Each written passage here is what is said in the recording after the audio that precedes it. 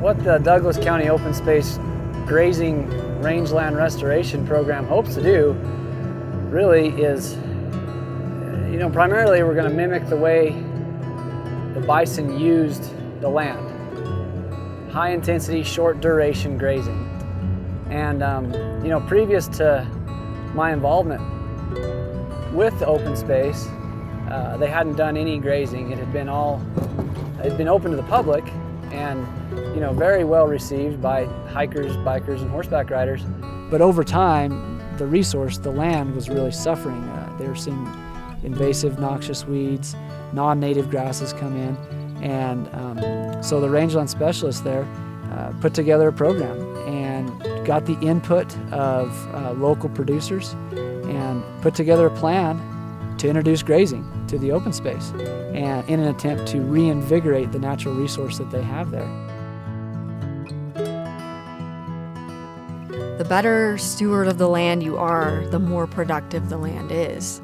And so if we look into the future and say, if we've got less land to produce our food from, we need to be better stewards of the land. We need to figure out how to invigorate these ecosystems. We need to figure out the best possible way to have the land be as productive as it possibly can. So what we do is we have a fixed area, and instead of just turning the cattle out in it on a free graze situation from the 1st of May to the end of September, we divide that up into 11 different pastures that are about 200 acres each. And because we've got the 11 pastures, cattle are only on each pasture for 14 days out of the entire year.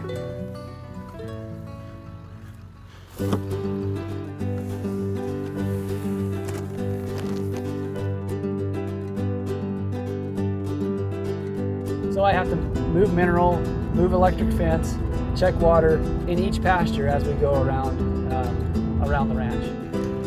One thing that's real important on this intensive grazing rotation and any cattle management is keeping a close eye on the water. So this one well services 6 pastures.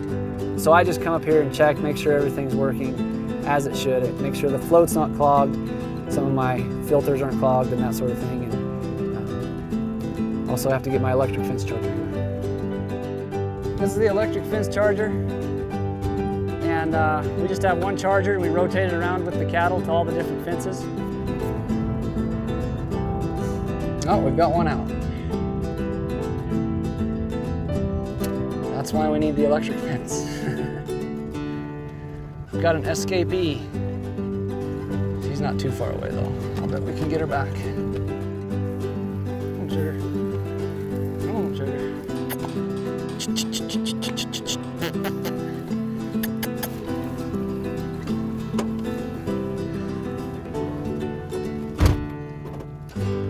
It always goes exactly that good. And what happens when cattle graze, they're different than horses. If you just think about their hoof, they're a cloven hoof, they're a split-hoofed animal. And so a horse is a flat-hoofed animal, and it would come in and just compact the soil. And cattle, the way their hooves are, they're naturally an aerator. They're going to go through, and when it's heavily stocked, there's going to be a lot of fertilizer, obviously, and they're going to work that into the ground and aerate the soil. And the grasses really respond to that grazing, and the regrowth is amazing. So when we move the cattle, one of the requirements the county has is that we employed low-stress cattle handling, and we do it all horseback. And I think not only is it the easiest way to do it on me, but it's also easiest on the cattle. And but it does take a few people. So my wife, my 2 kids, and I, we move the cattle from pasture to pasture horseback. We kind of pair up. Like Dad makes me or Mom go together and go to the end of the pasture and look for cattle in the back. And we'll all get some cattle and we'll bunch them up into one herd. There'll be several different ones, and we'll move them together, and then we'll just move them to the next pasture. I like the open space, and you're free, not cooped up in the house. And I like riding and like to rope.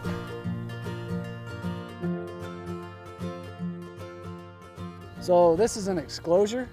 Before we started grazing, the county set these up to just as a control, basically, to see what the range would be like if we didn't take an integrated management approach of spray and grazing.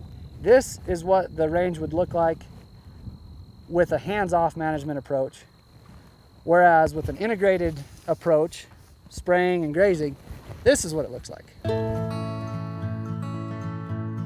I think the county has really taken an interest in preserving open space, and I think it's really important. I think it's important for the public to be able to have open lands to use for their own personal enjoyment, for recreation, and now to even see production agriculture in action.